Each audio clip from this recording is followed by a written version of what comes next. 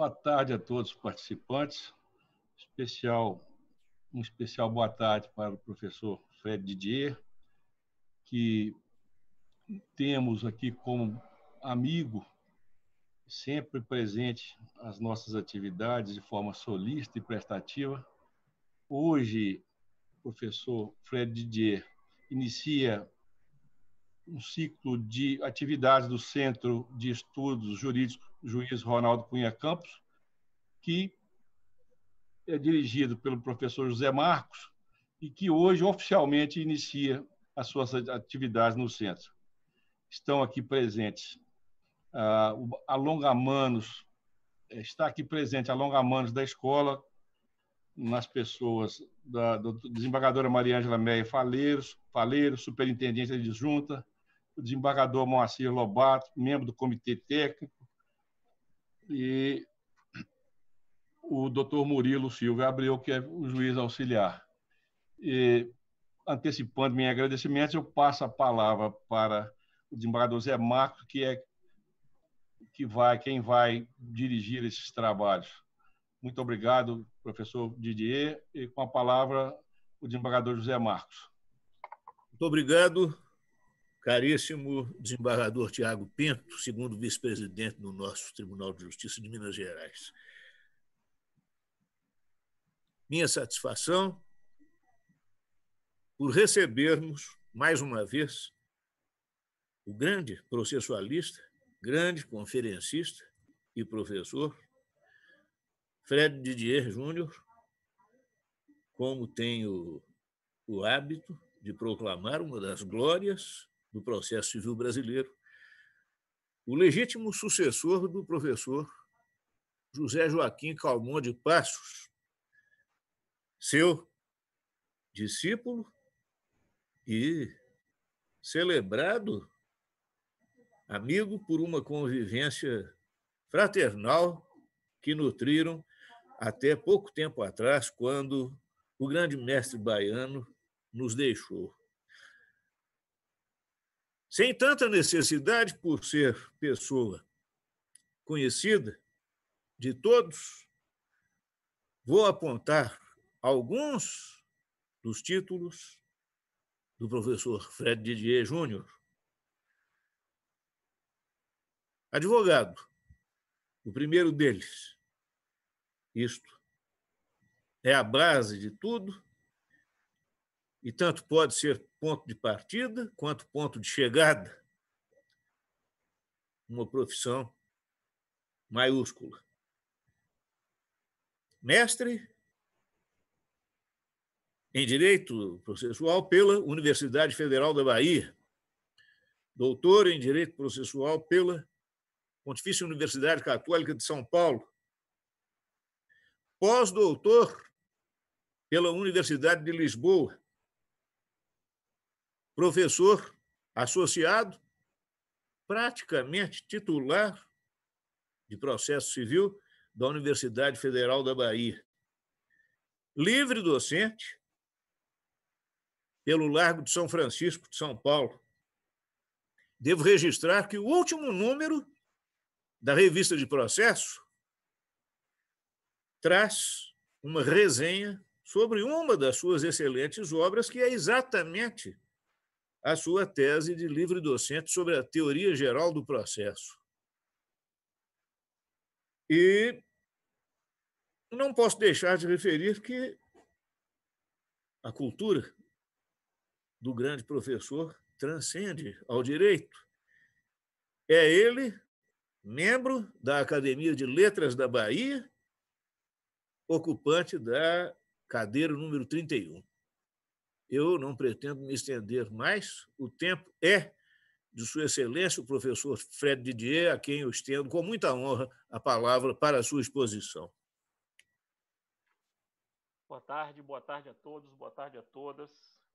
Boa tarde especial ao desembargador Tiago Pinto, ao desembargador Moacir Lobato, à desembargadora Maria Ângela Meia, ao doutor Murilo Abreu e ao desembargador, professor titular da Federal de Minas Gerais, meu amigo de longa data, professor doutor José Marcos Rodrigues Vieira, que vai assumir a condução da escola por esse mandato, que me convidou para fazer essa primeira conferência sobre um tema que eu ousaria dizer, meus amigos, e diante de 5 magistrados, que é o tema da magistratura, no meu modo de ver, para esse ano.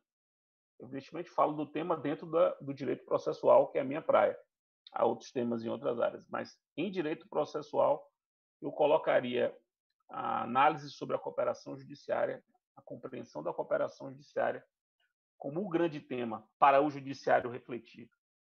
E eu venho escolhendo esse tema para conversar com os juízes e desembargadores, sempre que as escolas da magistratura me chamam, como, por exemplo, semana passada eu falei tanto para a Escola da Magistratura Brasileira, Nacional, dirigida pelo colega de vocês, desembargador Caetano Levi. Falei sobre isso quinta-feira, numa live dessa para a AMB, como também para os magistrados da Paraíba. Conversei na terça-feira sobre isso, e agora converso com os senhores e as senhoras também sobre isso. Não é por acaso. E eu vou tentar mostrar a importância disso. Primeiro, vamos definir o que é a cooperação judiciária nacional. Veja, a cooperação judiciária é esse conjunto de práticas e de atos entre órgãos do judiciário brasileiro, com o propósito de haver uma ajuda recíproca, uma cooperação recíproca para a prática de atos processuais ou a gestão de processos. Então, os órgãos judiciários brasileiros interagem entre si por uma série de instrumentos e de atos com o propósito de praticar, de aperfeiçoar, para ser mais preciso, de aperfeiçoar o exercício da função jurisdicional, sobretudo naquilo que diz respeito à sua eficiência.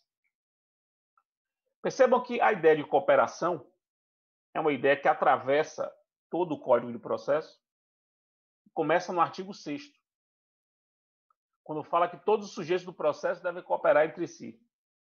Ali já é o primeiro ponto, só que quando a gente costuma estudar, e eu mesmo, quando estudava esse assunto lá atrás, eu que estudei cooperação judiciária já há muito tempo, ou cooperação processual há muito tempo, eu restringia a minha abordagem da cooperação a uma cooperação endoprocessual. É uma cooperação entre os sujeitos do processo, juiz, partes, auxiliares, Ministério Público. Sucede que a gente pode pensar também numa cooperação interprocessual ou interjudicial. É uma cooperação feita para fora do processo com outro processo. Portanto, uma cooperação interprocessual. É preciso pensar na cooperação interprocessual. E não é por acaso que o Código dedica, percebam bem, um capítulo inteiro à cooperação judiciária, em sentido amplo, que é exatamente a cooperação entre órgãos judiciários, portanto, a cooperação interjudicial, dividindo a cooperação judiciária em uma cooperação internacional, todos conhecem, mas que era pouco sistematizada no Código passado, e agora tem uma sistematização própria, começa lá nos artigos 21, né? Vai até o 42, 43, 41, quase 20 artigos sobre cooperação internacional. E nos artigos 67 a 69, o Código cria um capítulo novo, sem paralelo com o Código passado, que é o capítulo da cooperação judiciária nacional.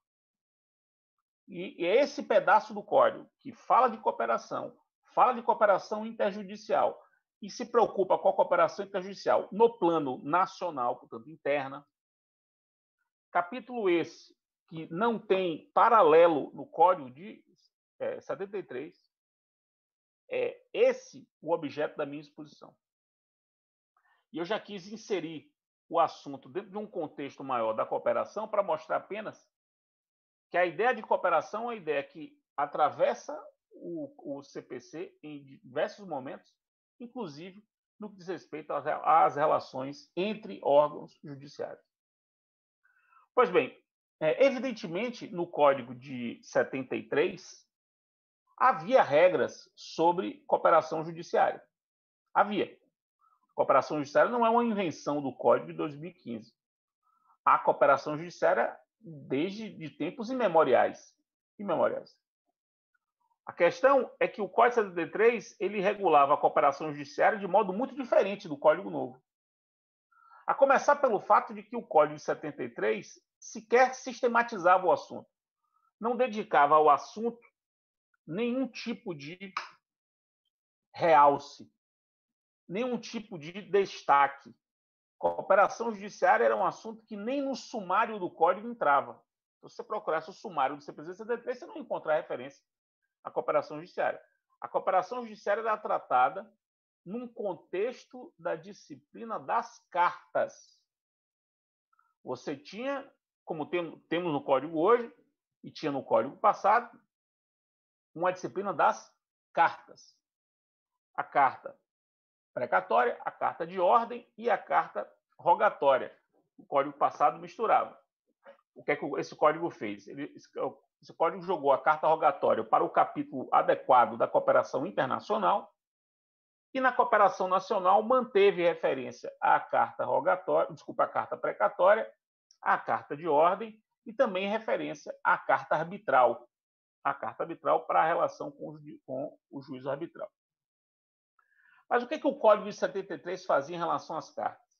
E as cartas eram praticamente o símbolo da cooperação judiciária. A cooperação judiciária nacional se viabilizava pelas cartas, precatória e de ordem, basicamente, já que a rogatória era internacional. Então, como é que era o modelo do Código passado? Além de o Código não prever um capítulo sobre o assunto, o Código regulava as cartas da seguinte maneira. Regulava a cooperação judiciária da seguinte maneira. Percebam bem.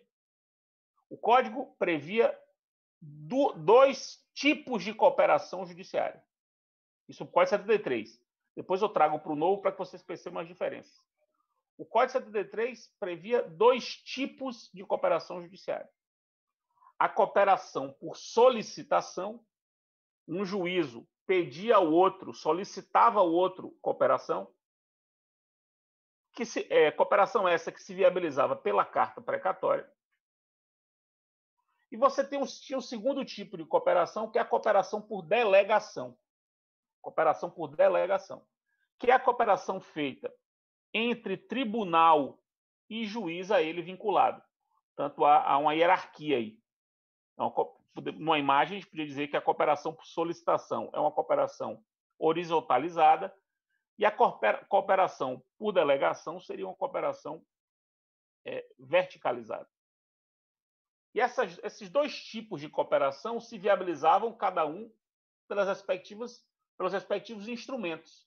A carta precatória e a carta de ordem, como todos sabem. Não preciso explicar o que é isso, todo mundo sabe o que é isso. Percebam, no entanto, o seguinte. Percebam que os tipos de cooperação eram dois, solicitação e delegação.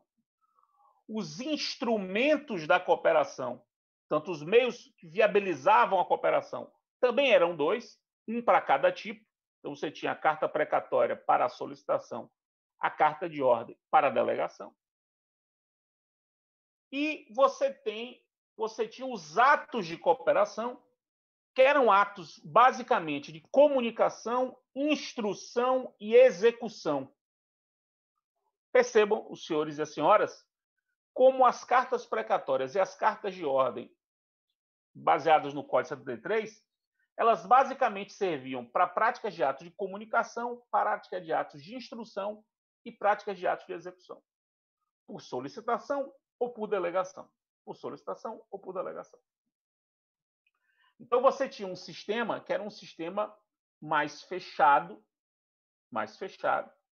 porque era um sistema com instrumentos típicos, as duas cartas, para a prática de alguns atos e naqueles dois modelos de cooperação, naqueles dois tipos de cooperação. Vem o Código de 2015 e dá e faz uma verdadeira guinada de muitos graus, na disciplina normativa da cooperação judiciária. Percebam as mudanças. Primeira grande mudança. O Código cria um capítulo para isso. Então, existe o capítulo das cartas, que é um capítulo, inclusive, muito semelhante ao do Código passado. Mas você tem um capítulo anterior, que é um capítulo geral sobre cooperação judiciária, que está no 69, 67 a 69. Esses 3 artigos do Código. Então, essa é uma primeira mudança. A cooperação judiciária nacional, ela entra no sumário do Código. Ela entra no índice do Código. Um capítulo dedicado a ela. Segunda mudança. O Código, ele traz o artigo 67. O 67 também é um artigo sem nenhum paralelo no Código passado. Ele estabelece, né, o dever geral de cooperação judiciária. Ou seja, o dever geral de dos órgãos judiciários brasileiros cooperarem entre si. Então, já se cria aí uma previsão normativa sem precedente. Um dever geral de cooperação judiciária. Evidentemente, esse dever não terá a mesma intensidade em qualquer das hipóteses. Mas ele estabelece um ponto de partida, até como norma de interpretação. É preciso interpretar os comportamentos judiciários nas suas relações entre si, nas suas relações entre órgãos judiciários, como um comportamento pautado num dever permanente e geral de cooperação. Isso orienta o modo como a gente compreende o Código, embora com diferença de intensidade dessa cooperação. E daqui a pouco eu vou aprofundar nisso. Então, essa é uma grande diferença. A terceira grande diferença entre o sistema do Código passado e o sistema atual é o artigo 69, caput, 69 caput, que estabelece o que a gente pode chamar de atipicidade dos instrumentos da cooperação judiciária. A cooperação judiciária pode se viabilizar por qualquer instrumento. E aí esse é um ponto muito importante. Muito importante. Enquanto no Código passado, a cooperação se viabilizava por instrumentos típicos, solenes, muito formais, que eram as cartas, o Código vem e muda radicalmente, dizendo o seguinte: a cooperação, portanto, a relação formal entre órgãos judiciários para fins de cooperação, ela pode se dar por qualquer instrumento. Qualquer instrumento. E da forma mais simples possível. O que significa dizer que as cartas agora não são obrigatórias. Não são as únicas, nem são obrigatórias. E eu diria, as cartas hoje, disse isso no meu livro sobre cooperação judiciária, que escrevi esse ano, publiquei esse ano, Cooperação Judiciária Nacional. Eu disse, e continuo defendendo, as cartas que continuam existindo no Código, elas são de uso subsidiário. Subsidiário. Por quê? Porque o 67, o 69 estabelece a atipicidade da cooperação judiciária. Prevê, por exemplo, o auxílio direto. O auxílio direto é hoje um outro instrumento de cooperação judiciária, inspirado na cooperação internacional, que se caracteriza exatamente pela sua informalidade. Um auxílio direto pode ser requisitado por ofício. Por ofício. E o ofício pode ser enviado por e-mail.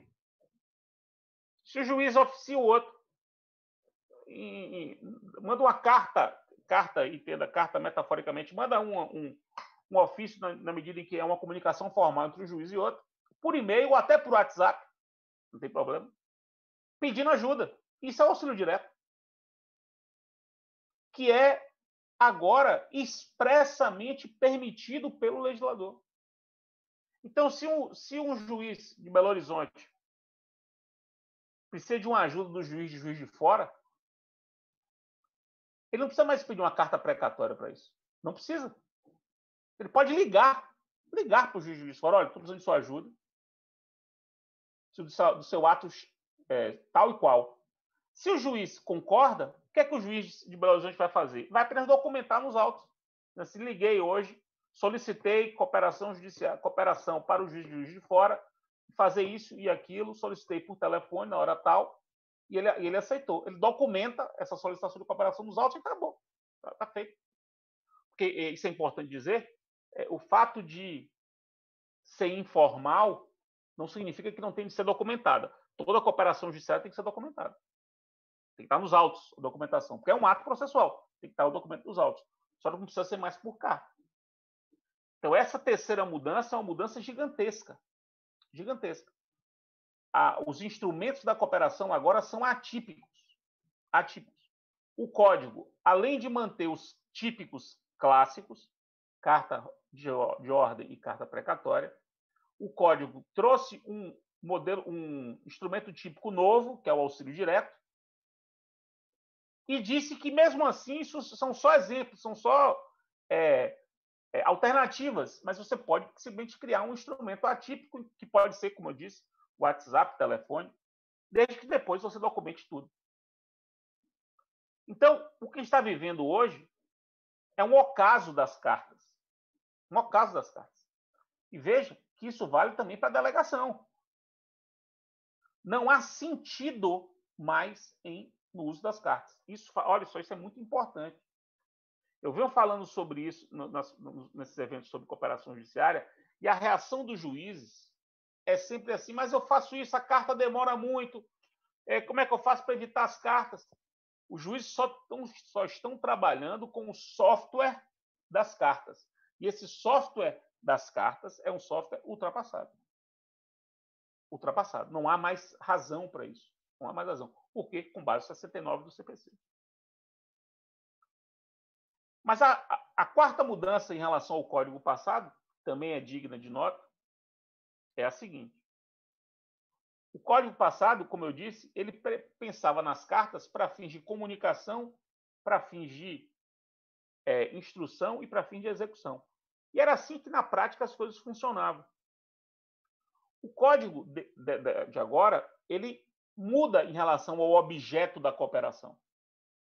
O objeto da cooperação, aquilo que será o ato a ser praticado em cooperação, ele também agora é um objeto atípico. Ou seja, eu posso pedir cooperação para qualquer ato. Não é mais para citar ou intimar, ou produzir uma prova, ou executar, como se fazia antes.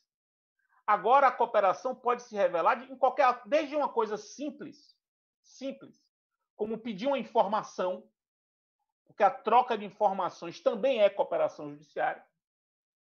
Também é cooperação judiciária. Desde pedir uma informação até cooperar para a prática de atos decisórios. Decisórios. Atos decisórios podem ser objeto de cooperação. E daqui a pouco eu falo sobre isso. Então, aqui nós estamos diante dessa outra grande novidade, que é a atipicidade no ato de cooperação. Então, percebam, nós temos uma atipicidade nos instrumentos da cooperação e uma atipicidade no objeto da cooperação. É possível cooperar para a prática de qualquer ato processual. E aí a gente chega à quinta e maior transformação. Essa que é a mais polêmica, essa que exige a maior atenção. A transformação em relação ao Código 73. A quinta é a seguinte. Eu disse que o Código 73 ele previa dois tipos de cooperação. A cooperação por delegação e a cooperação por solicitação. Esses dois tipos, que são clássicos, continuam existindo. Só que o Código traz um terceiro tipo de cooperação. É esse que eu gostaria da atenção dos senhores. Que é que é a cooperação por concertação. Cooperação por concertação. Concertação, claro, com C. Cooperação por concertação. Ou seja, é uma cooperação feita pelo concerto, pela negociação entre os juízos cooperantes. Não é a cooperação em que um pede e o outro faz. Não é a cooperação em que um manda e o outro faz. Olha a diferença. É a cooperação ajustada por ambos, ou pelos três, ou pelos quatro. Os juízos cooperantes, eles vão ajustar a cooperação entre eles. Ajustar num documento que se chama ato concertado. Ato concertado. Previsto no Código. O ato concertado, meus caros, é um conjunto de regras criadas pelos juízos cooperantes para disciplinar uma relação de cooperação permanente entre eles. Porque pode haver a necessidade de uma cooperação permanente, não episódica. Ouço a testemunha e tchau. Uma cooperação permanente entre juízos cooperantes pode se impor. Quando eu falo permanente, não é para sempre, é por um tempo. Por um tempo. Pode ser que haja necessidade, muitas vezes há, de estabelecer uma disciplina cujas regras serão criadas pelos juízes cooperantes para regular uma cooperação permanente entre juízos, seja porque esses juízos vão ter que lidar com muitos processos vinculados entre si, de alguma maneira, seja porque esses juízes vão lidar com um processo só, que vai durar muito e que vai afetar todos eles. Vou dar alguns exemplos. Em Minas Gerais, talvez tenha o principal exemplo do Brasil hoje, de caso em que o ato concertado poderia se revelar como utilíssimo, que é o caso envolvendo o acidente de Mariana. Você tem 90 ações civis públicas, 60 mil processos individuais, falando aqui em números altos. Essas ações, evidentemente, todos esses processos, de algum modo, dialogam entre si, porque têm a mesma origem, discutem muitas vezes o mesmo tema, as mesmas questões, e não estão no mesmo juízo. E pode surgir, certamente surgirá, situações em que os juízes terão de cooperar entre si para que cada qual possa cumprir a sua função. E essa cooperação não vai ser para um ato só, até porque esses processos vão se multiplicam. Pode ser uma cooperação para gerir esse volume de processos e de casos relevantes. Eu vou dar um exemplo real que surgiu com uma conversa que eu tive com juízes do trabalho de Sergipe no mês passado, em junho. Veja essa situação. É um exemplo real, mas, evidentemente, os senhores vão ter inúmeros outros exemplos parecidos com esse. Eles estavam dizendo assim, Fred, nós estamos aqui em Aracaju, 10 varas do trabalho, 15 varas do trabalho em Aracaju. Não sei quantas, mas vamos chutar, 15 varas do trabalho em Aracaju. Acontece de uma empresa fazer uma determinada bobagem e isso gerar 400 reclamações trabalhistas envolvendo essa mesma bobagem que essa mesma empresa fez. Essas 400 reclamações trabalhistas vão se dividir entre a gente aqui. Cada um vai pegar 10, cada um vai pegar 15 ações dessas. Discutindo a mesma coisa, só que cada uma por um reclamante. O que é que acontece muito aqui? A testemunha que os reclamantes indicam é a mesma. Todos os 400 reclamantes indicam a mesma testemunha. E essa testemunha fica praticamente um mês dispensada do trabalho só fazendo depoimento na Justiça do Trabalho. Ela chega lá de manhã e fica, ao longo do dia, depondo nos diversos processos, nas diversas varas, o mesmo depoimento. Quer dizer, depoimento sobre o mesmo fato. O depoimento muda porque as perguntas são diferentes. Mas o depoimento sobre o mesmo fato. Eles me perguntaram, Fred, eu posso resolver isso por cooperação judiciária? Claro.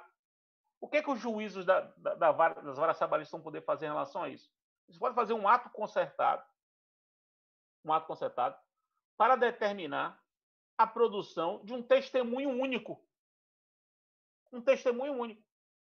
Não é prova emprestada. Não é prova emprestada. É prova comum. Prova comum.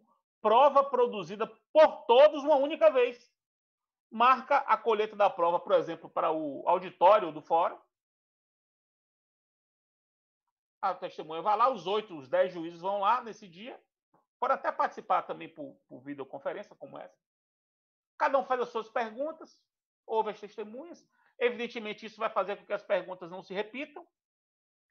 Muito provavelmente, os juízes vão se organizar. Cada um vai fazer uma pergunta diferente da outra. Vai se produzir uma ata única do testemunho. Essa mesma ata, de uma prova produzida e colhida por todos os juízes, não é prova emprestada. Vai por todos os processos. E, com isso, em vez de 400 testemunhos, portanto, em vez de 400 horas, no mínimo, se você contar 1 hora para cada testemunho, às vezes até mais, mas se você contar 1 hora para o testemunho, são 400, em vez de 400 horas de audiência, ocupando, portanto, desnecessariamente 399 espaços de audiência, que um teria que ocupar, né? Mas 399 espaços de audiência, você resolve com um ato só para todos eles. Isso pode ser feito por cooperação judiciária? Tranquilamente. 69, parágrafo 2º do ato concertado. Inciso 2, produção de prova. 69, parágrafo 2º, inciso 2. Imagine a mesma coisa para uma perícia. Uma perícia. Mesma coisa para uma perícia. Imagine um outro exemplo. Uma colega juíza estadual aqui da Bahia me procurou. Veja que coisa. Ela é a coordenadora dos juizados aqui de Salvador, juizados do consumidor. Ela coordena, né? Vamos imaginar que haja 19 juizados para consumidor em Salvador. 19 varas do juizado consumidor. O que ela estava me dizendo? Olha o problema que ela estava vivendo. Que alguns juízes dos juizados de consumidor se declararam impedidos para processar determinados litigantes habituais, concessionárias de água, de energia, de telefonia, porque esse juiz havia entrado com uma ação como consumidor contra essas empresas. Então, ele, o juiz, ele tinha uma ação contra a Claro, vamos imaginar. E aí, os processos contra a Claro, no juizado dele, ele se sentia impedido para julgar, porque ele era adversário da Claro como juiz em outro processo. E é litigante habitual em consumidor, o que significava que todos os processos da Claro não iriam para ele. Outros juízes ficavam sobrecarregados. Se tivesse 2 ou 3 ou 4 juízes com ações contra a Claro, imagina o problema que seria. Isso estava acontecendo. Os mais diversos juízes, os mais diversos tipos de litigante habitual. Ela me perguntou se podia resolver isso de baixo para cima, de cima para baixo, com uma ordem, um ato do tribunal. Muito melhor você resolver isso por cooperação judiciária. As 19 varas do juizado, elas consertam, com base no 69, parágrafo 2º, como se dará a redistribuição dos processos nos casos em que houver impedimento envolvendo litigante habitual. Então, há um sistema de compensação pode ser construído por ato concertado. Artigo 69, parágrafo 2º. 69, parágrafo 2º. Agora, vejam. Eu, no início da minha exposição, eu disse que, no meio da minha exposição, eu falei que uma das novidades do Código de 2015 era o fato de o Código permitir cooperação por qualquer ato, inclusive decisório. Que assusta muitas pessoas. Né? Como é que eu vou acertar para mudar a competência decisória? Vamos lá. O 69, parágrafo 2º, inciso 7 ou 8, deixa eu ver se eu tenho um código aqui. Inciso 7, 8, toda vez eu me confundo no inciso, ele traz as hipóteses de objeto, é o inciso 6. O inciso 6 do parágrafo 2º do 69 traz uma das hipóteses de objeto do ato concertado. E essa hipótese é a centralização de processos repetitivos. Centralização de processos repetitivos. Ou seja, por ato concertado, é possível estabelecer a centralização de processos repetitivos. Nota o que é isso. É o código dizendo que processos repetitivos podem ser centralizados, e, evidentemente, centralizar significa ficar em um único juízo, isso é centralizar, por ato concertado. Não é por determinação judicial, desculpe, não é por determinação legal. É um concerto entre os juízos que percebem que determinados processos repetitivos podem ficar centralizados em um único juízo. E a centralização, percebam bem, não é necessariamente uma centralização para a decisão do pedido. Pode ser uma centralização para a produção de uma prova. Você centraliza e diz assim, essa prova aqui vai ser produzida por aquele juiz ali. E essa prova vai ser comum para todo mundo. Só que, em vez de a gente participar da produção da prova, como aquele outro exemplo que eu dei, que é todos participando do mesmo ato, é possível deliberar o seguinte, que a prova vai ser produzida uma única vez perante aquele juízo, o juízo X, objeto que vai ser decidido pelo ato concertado. Você pode centralizar para produzir prova. Você pode centralizar para a prática de um ato específico, por exemplo, na execução, é muito importante, você centraliza num determinado juízo para fazer a expropriação de um bem com múltiplas penhoras. O bem foi penhorado por 30 credores em concurso individual, não é falência. Penhorado em concurso individual por 30 credores. Isso é sempre um problema. Onde é que vai ser feita a expropriação? O código não estabelece. Aí é uma dúvida, o primeiro que penhorou, ele é que vai ser o prevento para expropriar, mas às vezes o lugar onde o outro está é melhor para fins de expropriação, porque rende mais, o outro tem mais expertise para isso, tem mais condições para isso. É sempre um problema de saber onde é que vai expropriar quando há múltiplas penhoras. Agora você pode estabelecer quem vai expropriar por concertação, centralizando a prática do ato expropriatório. Por quê? Por que esses processos são repetitivos? Porque são processos em que a penhora recaiu sobre o mesmo bem. O conceito de processo repetitivo aí não é o mesmo conceito de demandas repetitivas para o IRDR. Não é isso. Não é isso. Processos repetitivos aqui é processo em que há repetição. Pode até ser mesmo questão de repetição de fato. Veja o que aconteceu, e aí o TJ de Minas também é um bom exemplo. No caso de Mariana, o TJ de Minas julgou um IRDR envolvendo a fixação do dano moral, o dano da água. O dano da água. Perceba que ali, e esse caso de Minas é um precedente, assim, é um julgado que eu reputo muito importante, historicamente, juntamente com o de Minas Gerais também, do Espírito Santo, que também foi nessa linha, mas, salvo engano, o do Espírito Santo não foi o TJ do Espírito Santo que decidiu. O de Minas foi o TJ de Minas que decidiu. E por que é muito importante? Porque se a gente for fazer uma interpretação literal do CPC, literal, em termos de IRDR, talvez não coubesse esse IRDR. Talvez não coubesse, numa literalidade. Só que o TJ de Minas, ele percebeu a necessidade de dar uma nova compreensão a isso. Diz o seguinte, olha, os casos são casos repetitivos, os problemas são problemas, é um problema típico, pessoas ficaram sem acesso à água por 3 a 5 dias, mais ou menos assim. Vou fixar um valor, que é um valor que vai indenizar praticamente todas as pessoas, por menor ou por maior que seja o seu dano. Fixou um valor que abrangia, sei lá, 20 vezes, 30 vezes o que o cara pagava por mês de água. E resolveu o problema. Resolveu o problema. Numa interpretação que eu reputo criativa e interessante das hipóteses de IRDR. Inclusive, já disse isso por escrito, num parecer que fiz a respeito do assunto. Eu disse isso. É uma interpretação criativa e interessante do TJ Minas sobre o caminho do IRDR.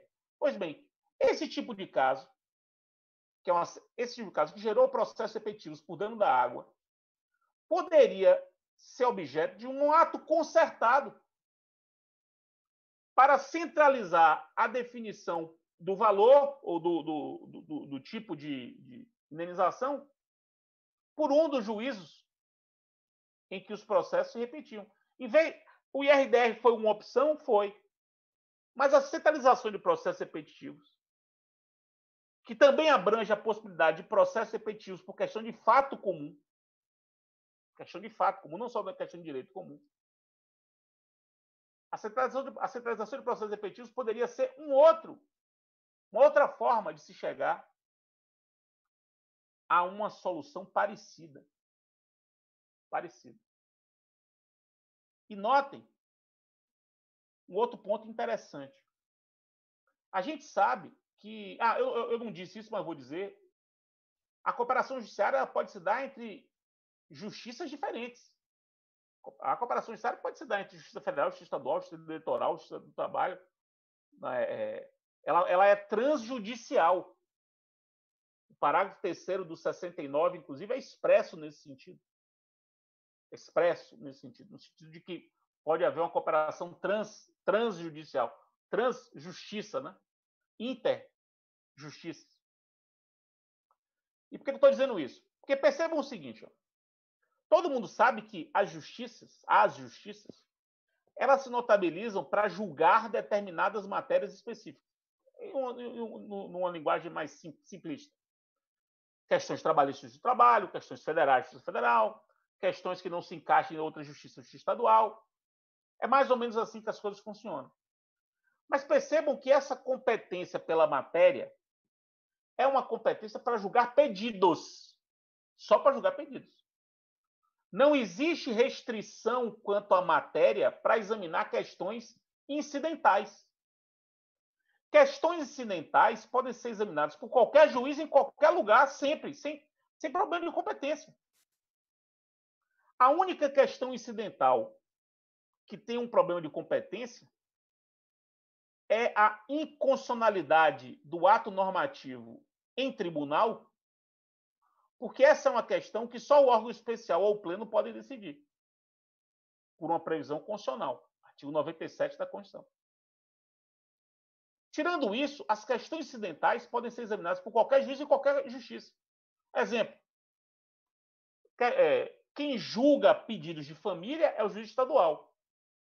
Mas o juiz federal pode examinar uma questão incidental de família numa ação previdenciária. A questão incidental de família vai ser examinada pelo juiz federal incidentalmente numa ação previdenciária. Ele não poderia julgar aquela questão como questão principal, mas como questão incidental ele pode decidir. E por que isso é importante?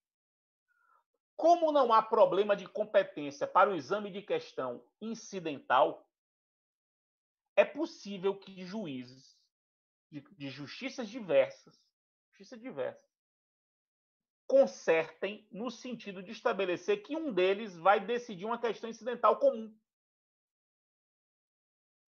Uma questão incidental comum a diversos juízes de justiças distintas, é possível consertar para que um decida. Exemplo, agora lá em Alagoas, está tendo um problema relacionado a um afundamento do solo de bairros de Maceió. Bairros de Maceió estão afundando. Ou afundaram, pararam de afundar, afundaram. Isso gerou 5 ou 6 ações civis públicas em 3 justiças diferentes: Justiça do Trabalho, Justiça Estadual e Justiça Federal. Perceba, 3 ações civis públicas envolvendo o mesmo fato em 3 justiças diferentes. Em todas elas há um ponto comum: o nexo causal. Qual o ato ou fato que gerou esse afundamento? Isso está nas 5 ações civis públicas. Não só é possível estabelecer uma prova comum, como eu disse, como é possível estabelecer por concertação que um desses juízos fique responsável por decidir essa questão comum. E todos que concertaram nesse sentido se vinculam a essa decisão. Os que concertaram, eles concordam que a decisão do juiz tal sobre essa questão comum vai ser uma decisão que todos vão adotar. E veja que não há problema de competência aí, porque todos terão de enfrentar essa questão. Todos têm competência para enfrentar essa questão. Todos têm. Então não tem problema de competência aí. O que há é uma modificação da competência decisória, da questão incidental. E isso não há problema, porque não há problema de competência aí.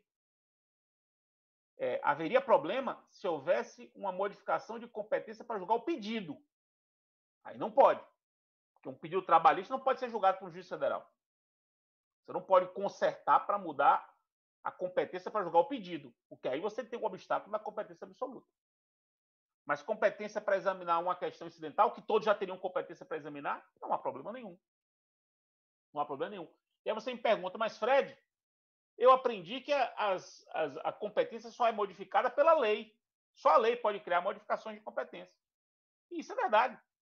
A lei criou a conexão, a lei criou a continência, a lei criou a federalização dos casos, naquelas hipóteses da Constituição que envolve grave violação de direitos humanos, que é uma modificação de competência.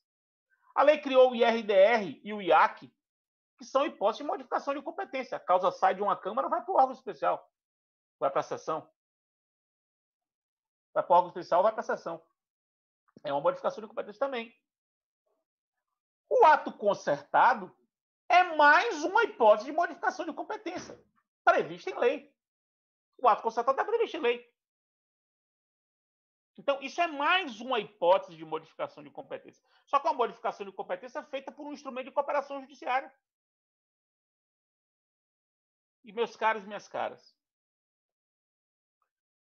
o CNJ tem uma recomendação de 2011.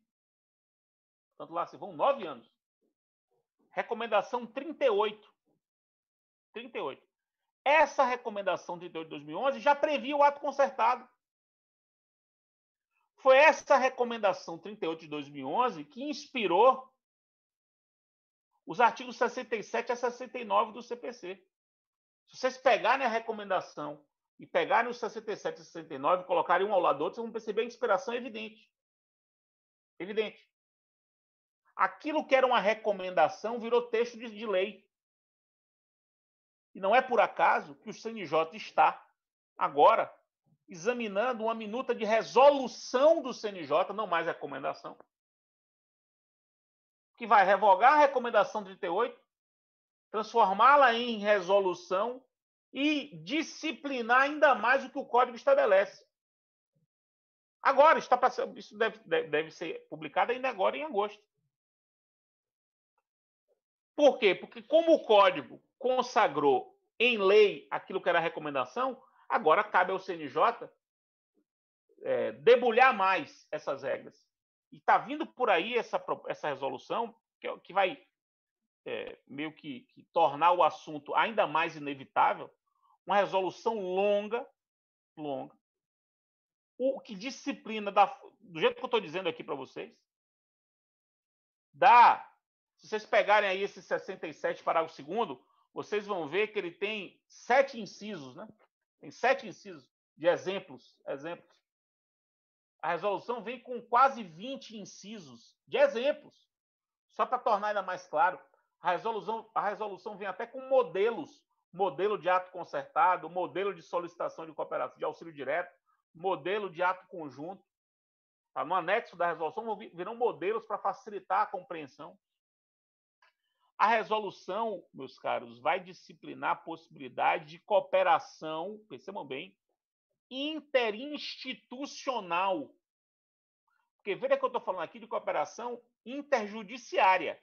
Quer dizer, dentro do judiciário, o judiciário cooperando.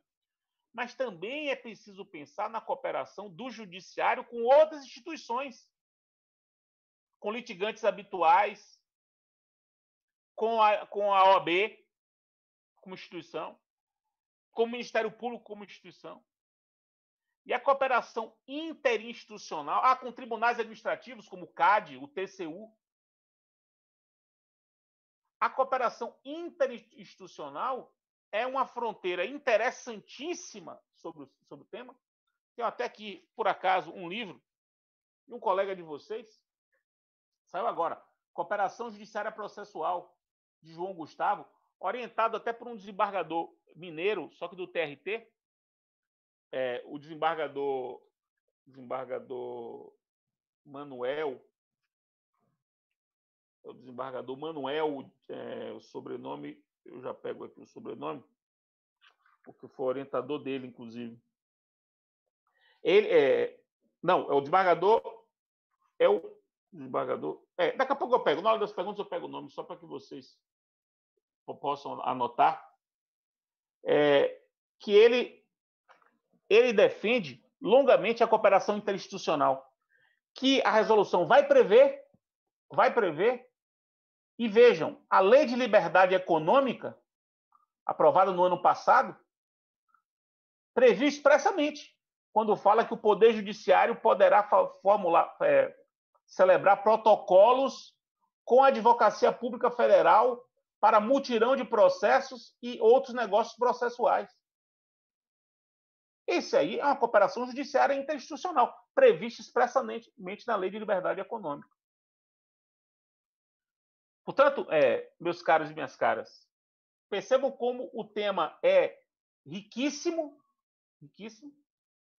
e importantíssimo para o aperfeiçoamento da função jurisdicional no Brasil. Pelo menos é a minha perspectiva. Espero que os senhores tenham gostado da minha exposição. Eu acabei falando mais do que eu deveria ter falado. Peço desculpas e agradeço novamente o convite. Muito obrigado.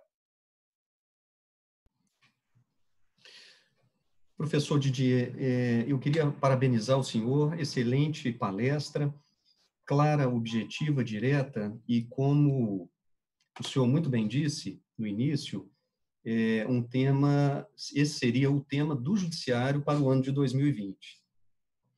Bom, a minha função de debatedor seria apenas de complementar com algumas questões, haja vista que eu fiquei o tempo todo aqui de olho no chat, e nós não temos, objetivamente, pergunta mesmo, não há.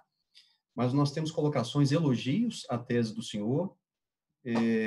Nós temos, por exemplo, a colega Aline Tavares, que elogia a tese, a pujança da tese, o vigor da tese, sobretudo para fazer face às cartas precatórias de pouca utilidade ou de eficácia controversa, né, devido a muitas vezes na demora, inclusive também nos expedientes relativos a editais. Outra providência também de natureza burocrático-administrativa que poucos efeitos surtem na prática, né? Eu vou, então, professor, aproveitar da minha prerrogativa de debatedor. Aqui, professor Didier, aqui em Minas nós estamos desenvolvendo a jurisprudência de que o debatedor, ele fazer as próprias perguntas não é abuso de autoridade, é um mero exercício de uma prerrogativa. Então, eu vou fazer uso dessa minha prerrogativa e gostaria de questionar o senhor o seguinte: eu acho que o cerne da teoria do senhor é a cooperação para a prática de atos decisórios, seria talvez o ponto-chave dela. E eu perguntaria ao senhor, qual seria, então, professor Didier Júnior, a natureza jurídica dessa concertação entre juízes? Seria um negócio jurídico de direito público? Caso assim o seja, né, caso o senhor responda afirmativamente, os juízes, eles teriam capacidade negocial para, em tese, concertar sobre negócios afetos às partes no processo? Vamos lá. Veja, a ideia de cooperação judiciária ou concertação para mudança de competência decisória é uma aplicação do que eu venho dizendo, e eu faço isso a partir da proposta do próprio Código, quando coloca aí a centralização de processos repetitivos expressamente como objeto de cooperação. Mas é uma aplicação muito significativa, realmente, das minhas ideias. Sobre a natureza do ato, essa briga sobre a natureza do ato é uma briga interessante. As pessoas gostam muito desse assunto. Sempre me pergunto sobre isso. Qual é a natureza? Parece que as pessoas se sentem mais seguras quando elas encontram a natureza das coisas. Eu defendo que é um negócio jurídico de direito público. defendo isso. O professor Antônio do Passo Cabral, que estuda esse assunto também, ele não chama de negócio jurídico, mas diz que é um ato consensual. Ele diz que é consensual, mas não é negócio jurídico. Perceba, portanto, que a disputa é uma disputa que é muito mais terminológica do que essencial. Porque ambos defendemos que é possível que os juízos eles deliberem sobre. Se os juízes podem deliberar sobre a gestão das competências, quer você chame isso de negócio, quer você chame isso de ato consensual não negocial, não muda muitas coisas. O importante é compreender que esse ato é um ato em que os juízes estão autorizados a deliberar sobre a gestão de competências instrutórias, competências decisórias, competências executivas, troca de informações e outras práticas. Agora, note que isso não tem a ver com os negócios processuais das partes. Os negócios processuais das partes são outra coisa. As partes deliberando sobre as situações delas e sobre o procedimento. Agora, nada impede que os juízos tragam as partes para o ato concertado, o que é bom. Porque se os juízos trazem as partes para o ato concertado, por exemplo, colocando as partes como anuentes do ato concertado, não haverá mais discussão sobre o ato. Então, isso é bom. As partes concordaram com aquela gestão judiciária feita pelos julgadores e não vão discutir. Inclusive, na resolução do CNJ, no modelo de ato concertado que está, uma das opções no modelo é colocar a assinatura das partes para trazer as partes para isso. Mas não é obrigatório, isso não é indispensável. Não é indispensável, mas é bom. Na linha da cooperação interinstitucional que eu havia mencionado, do diálogo do judiciário com o fora do judiciário. Né? Professor, eu tive oportunidade de ler a obra do senhor, A Cooperação Judiciária Nacional. Valeu. E eu queria aproveitar a oportunidade, não é todo dia que o professor Fred Dias está conosco aqui, queria aproveitar, então, para sugar um pouco mais da sabedoria do senhor. E na obra Cooperação Judiciária Nacional, professor Didier, precisamente na página 86, ainda sobre essa questão, que eu reputo que é das mais relevantes, se não for a mais relevante, que é a cooperação para a prática de atos decisórios. Precisamente na página 86, o senhor dá alguns exemplos de atos concertados entre juízos. O senhor fala dos atos entre juízos para processamento de casos repetitivos, para suspensão da distribuição de processos para um determinado juízo, ato concertado para reunião de execuções contra grandes devedores em uma única vara de execução fiscal. E aí o que eu queria abordar e ouvir um esclarecimento do senhor. Ato concertado para tornar uma das varas cíveis competente privativamente para processar e julgar ações de improbidade administrativa. Ela continuaria com a sua competência original, mas passaria a ser a única a ter competência para improbidade administrativa, garantida a compensação da distribuição de outros casos. Aqui em Belo Horizonte, por exemplo, professor Didier, nas varas de fazenda pública estadual, há atualmente 6 varas, todas com competência para julgamento de ações de improbidade. Por esse exemplo específico do senhor, poderia haver um concerto entre os 6 juízes fazendários, de modo que, por exemplo, se delegasse ou se concertasse que o juízo da primeira vara ficaria como sendo responsável para a decisão em todas as ações de improbidade. Isso não poderia gerar questionamento? Vamos supor que esse juízo da primeira vara seja um juízo, que a gente diz na prática, mão pesada. Não poderia, em termos de julgamento de ações de improbidade, não poderia gerar reclamações por parte dos advogados, dos réus nessas ações, ou por outra, se fosse um juízo considerado, entre aspas, no nosso dia a dia forense, um juiz mão leve, não poderia, por outro lado, gerar reclamação de, por exemplo, do Ministério Público, autor, na maior parte das vezes, dessas ações. E aí, só para finalizar, eventuais críticos da teoria do senhor não poderiam considerar isso um ato de ativismo processual e um ativismo está na ordem do dia, Todo dia que nós abrimos hoje os jornais, a mídia, praticamente não há um dia em que não se fale em ativismo judicial. Não seria isso uma hipótese ou não daria aso à crítica de se tratar de uma hipótese de ativismo processual? Sim, doutor Murilo. Tudo isso é um problema. Eu reconheço que é um problema. Não é simples, não é simples. Quando você dá um poder como esse, o poder pode ser bem usado ou mal usado. É verdade. Agora, perceba o seguinte. Pegar o exemplo da Lava Jato. A 13ª Vara Criminal de Curitiba, ela não pega nenhum outro processo a não ser Lava Jato desde 2013, 2014. E isso foi por determinação do tribunal. Veio de cima para baixo. E as coisas estão andando. A solução que eu sugeri aí é uma solução semelhante, só que em vez de ser de cima para baixo, é uma solução concertada. É uma solução concertada. Agora, ela precisa ser justificada, é claro, né? E precisa ser justificada. Tem alguma razão desse ato que vai ser praticado para que ele seja um ato considerado um ato adequado, não seja razoável. Se for uma simples... se não tiver uma motivação adequada, ou uma racionalidade por detrás que você possa controlar, pode ser questionado com chance de êxito de rever. E o fato de o código ter previsto o ato concertado talvez minimize o ativismo. Por quê? Porque o ato concertado vai ter que ser escrito e vai ter que ser colocado nos autos, as regras vão ter que estar lá. E esse ato vai poder ser controlado. Você pode controlar o ato de forma concentrada, você pode impugnar o ato concentradamente, como um ato normativo. Pode ser controlado no tribunal. O tribunal pode rever. Então, isso de algum modo, é até uma forma de você controlar o poder. E você disciplinar o poder. Porque, como um ato vai ter que ser escrito e vai ter que estar nos autos, as razões do ato vão ter que estar lá.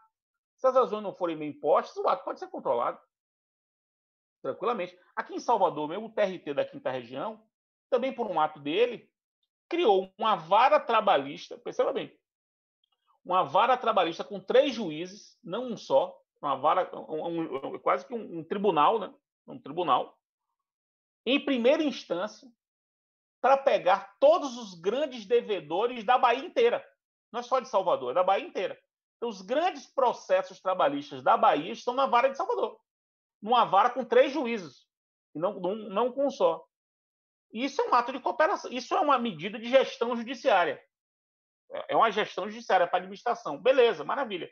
Não tem cooperação nenhuma aí. Aí foi uma gestão judiciária imposta pelo gestor judiciário, que era o tribunal. E isso a gente aceita. Perceba, olha como nós brasileiros somos. A gente aceita isso. Se essa construção tivesse sido feita consensualmente, com a deliberação dos juízes envolvidos e ter sido colocada à prova da impugnação das partes, aí a gente acha que é ativismo. Não é um pouco paradoxal isso?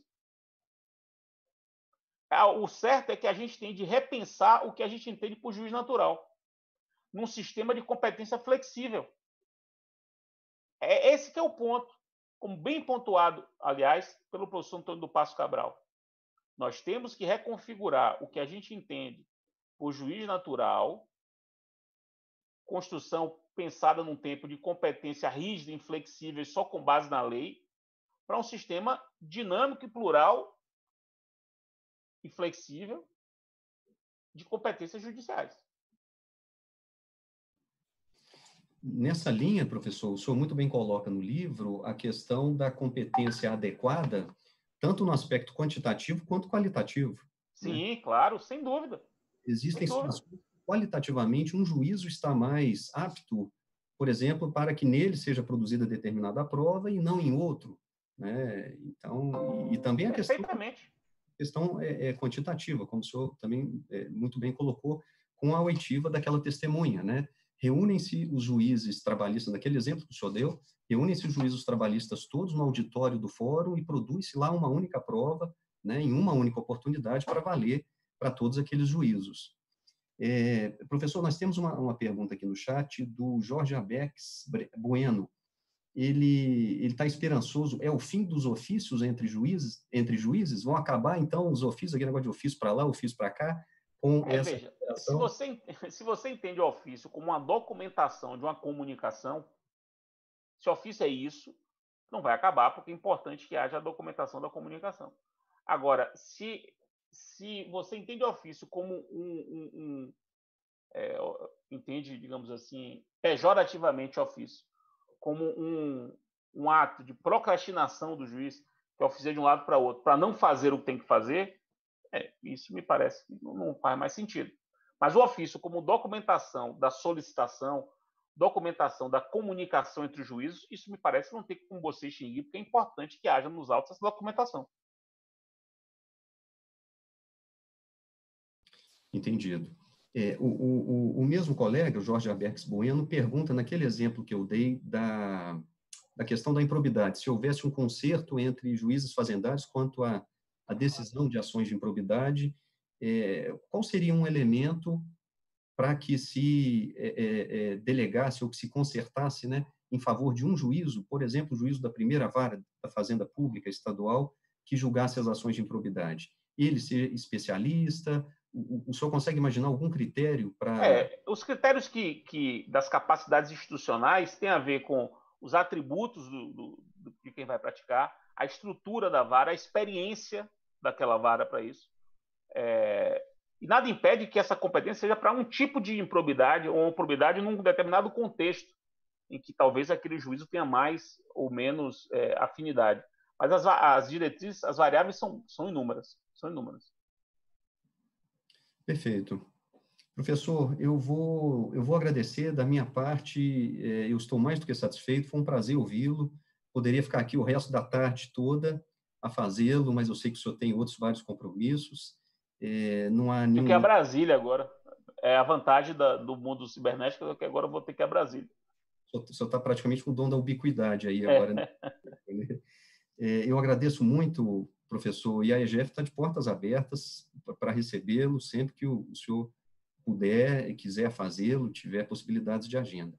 Eu devolvo, então, a palavra ao desembargador José Marcos. Professor Fred Didier, minha manifestação é apenas para agradecer-lhe a brilhantíssima exposição e esclarecedora. Basta dizer que não tenho nenhuma vontade de formular perguntas. Vejo na sua tese um arejamento daquela concepção da indelegabilidade da jurisdição, que ela não pode se transformar em um empecilho para o seu mais adequado exercício. Eu quero devolver a palavra ao desembargador Tiago Pinto para a conclusão dos trabalhos e reitero o meu agradecimento, caro professor Fred.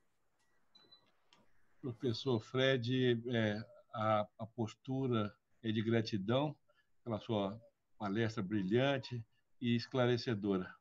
Nós, da escola, como disse o doutor Murilo, estamos de portas abertas e também nos qualificados para pedir novas e futuras intervenções do senhor. Muito agradecido a todos que participaram e declaro encerrada a sessão.